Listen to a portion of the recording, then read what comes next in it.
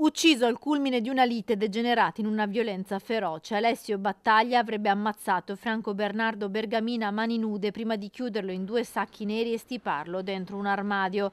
La morte risale a sabato 22 febbraio. La lite sarebbe scoppiata di notte, come avevano riferito anche alcuni vicini. Sono queste le prime parziali ammissioni fatte dal 41enne triestino fermato a Monfalcone dai carabinieri davanti al pubblico ministero Marco Brusegan, che nella notte lo ha interrogato. Nel corso dell'interrogatorio reso davanti al pubblico ministero della Procura di Padova ha fatto le dichiarazioni relative a una lite degenerata nel corso della quale il Bergamini avrebbe perso la vita. Ci sono ancora molti aspetti che vanno chiariti di questa vicenda. Non è da escludere che i primi giorni possa essere rimasto in abitazione per poi allontanarsi dopo. Alessio Battaglia, dopo il delitto, sarebbe rimasto ancora qualche giorno a Limena prima di scappare fuori regione a Monfalcone da un conoscente.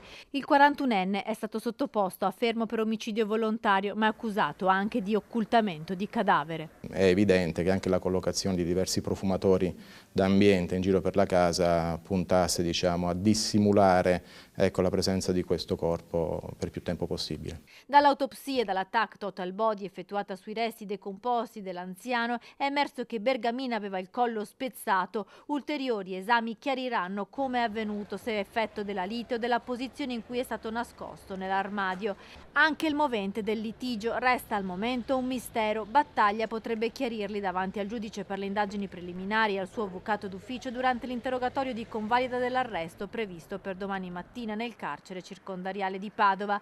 Alessio Battaglia, alla vista dei carabinieri, non ha opposto resistenza. In passato era già stato arrestato nel 2015 per minacce ed estorsioni a 2 persone disabili di Trieste e di recente era stato denunciato per stalking ad una fidanzata padovana.